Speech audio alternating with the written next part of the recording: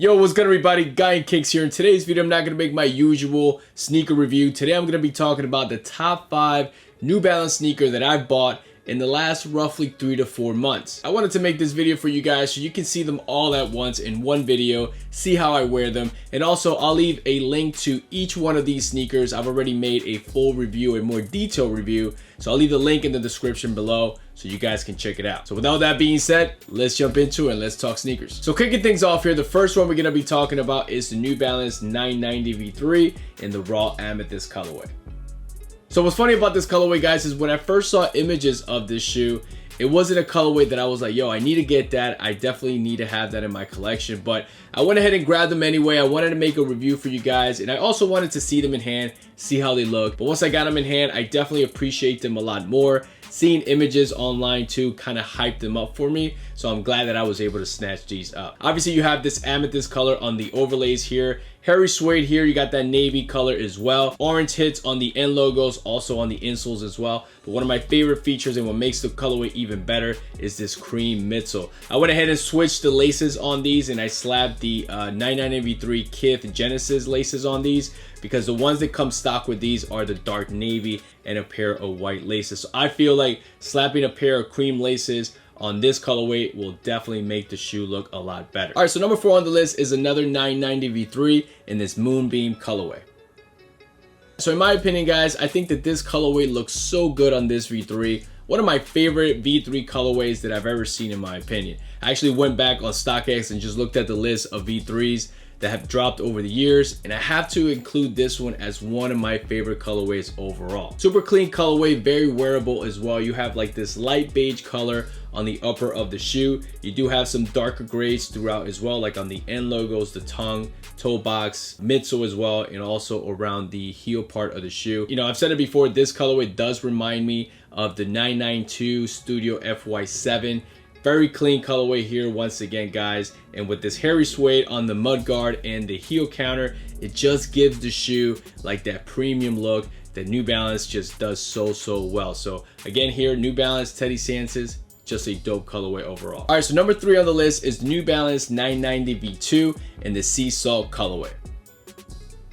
All right, so this one here, guys, when I first saw the image from the ALD drop, because these first exclusively dropped through MLE Endure. It wasn't a collaboration, just a GR release, but they first dropped through ALD.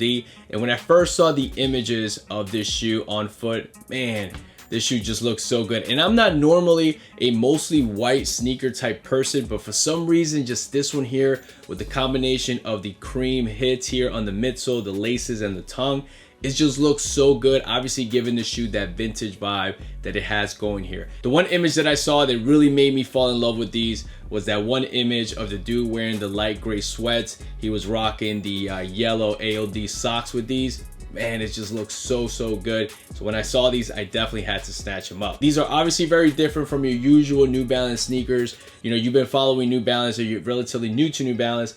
A lot of New Balance sneakers do have mostly suede uppers. Here they switched things up and they went with a mostly leather upper. You still have a little bit of suede, but only on the end logo, so they replaced the usual reflective material with some suede. So I do appreciate how they switch materials on these. Also like this canvas style tongue that they slap on these V2s. So definitely a dope colorway, especially now for the summer. So I highly suggest you guys go for these. You also have the V3 Sea Salts as well if you want another option. That colorway is a tad different from these. These definitely have a more mostly white vibe here, but if you want a more comfortable shoe though, you can go with the V3s. Number 2 on the list for me, and these are probably the oldest one out of this pack here. These are the New Balance 650R. These are a collaboration with MLE Endure, and as we know, you know, ALD was the first one to drop the first pack of the New Balance 550s, and from that point forward, the 550s have been a huge success for New Balance, bringing that model from the archive, which was designed by Steven Smith. Here with the 650R is basically the high top version of the 550s. You know, I really like this model a lot because this is like New Balance's answer to Nike/Jordan, you know, Retro 1, for example. So you have a high top basketball shoe here, but this colorway here is one of my favorite ones out of the pack for sure. You got this sail white color on these, mostly leather upper as well, and then you have the hits of greens throughout the upper and midsole of the shoe. One of the positives of going the 650R route instead of the 550 is that the 550 is known for having heel slippage even if you're able to rock the perfect size for you. For whatever reason, you still get heel slippage on those. Here with the high top, that problem pretty much goes away, but in overall comfort, they still feel the same in terms of the 550 and the 650R. And finally guys, my favorite one out of the pack here is the 990 V4 Kith collaboration in this United Arrows and Sons colorway. You know, this sneaker dropped with other New Balance models as well, like the 990 V1, V2, and V3. You know, this particular colorway was part of the Kith anniversary as well, but this colorway here, guys, on this V4 just looks so good. My favorite one out of the pack by far. I know a lot of people went after the V3, but honestly, as time goes by, I feel like this V4 is just the best one out of the pack in my opinion. It just looks so good here. And I know I haven't replaced the white laces now during the summertime, you know, but I just like how the black laces just gives it like this dark look here around the tongue area. But this colorway, guys, in my opinion, is just super clean. One of my favorite features of this colorway is the cream midsole here. It just switches things up. I feel like if it was a mostly white midsole, it just wouldn't have hit the same way. But here you have a mostly suede upper here, obviously mesh underlays here as well, mostly gray, but you do have some pop here with this pink and purple color here on the side panels and also on the toe box here as well. So super clean colorway, guys. It's a V4, so it's very comfortable. I know the V4 doesn't have the same hype as a V2 and a V3 recently, but it's still very comfortable and it's still another option to go for just to switch things up if you still don't have a pair of V4. I highly recommend the V4. It's one of my favorite, most comfortable New Balance sneakers that I own. So definitely try to go for these or any other type of V4 in general. And just a little bit of information when it comes to pricing and sizing, guys. When it comes to the V3, I always go a half size down from my usual size 10. So with the 990 V3, I go with the 9.5. In terms of pricing with these GR releases, these retail for $200. You might be able to still snatch these on restock, but I'm pretty sure on the New Balance website they sold out. If you want to go the resale route on these, they're still going for a relatively decent price, but I would actually put a lower bid in case someone out there that's desperate and will sell these, because I know a lot of people, especially the resellers, probably went for these just to resell. So try that and see what happens. In terms of the V2, I've been going a half size down with the Teddy Sances release because the first one that I got actually fit me a little bit big because I went true to size on those. But ever since then, I've been going with a 9.5 and they fit fine as well. These retail for $195 and I believe you might still be able to find these on the New Balance website. When it comes to the 650R, I go true to size here, so I go with a size 10. Like I said already, with the other three, I go at 9.5, just so you guys know. Same thing with the 550s, even though with the 550s, I could probably go with a 9.5 as well.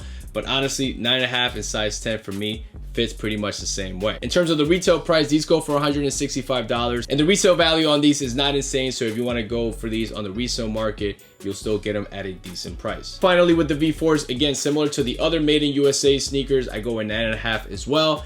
These do retail for $235, and these are the most expensive ones on the resale market. But considering the higher retail price of $235, I think I saw a 9.5, probably the lowest asking price is $254. So maybe if you also place a lower bid, you might be able to get these closer to retail. So that's pretty much it for me, guys. Let me know in the comments below what you think of these 5 New Balance sneakers.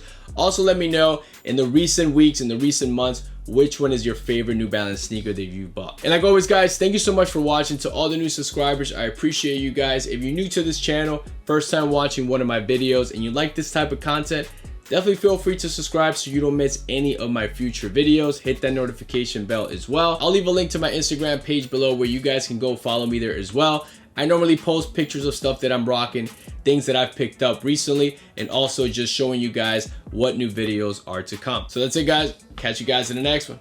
Thanks.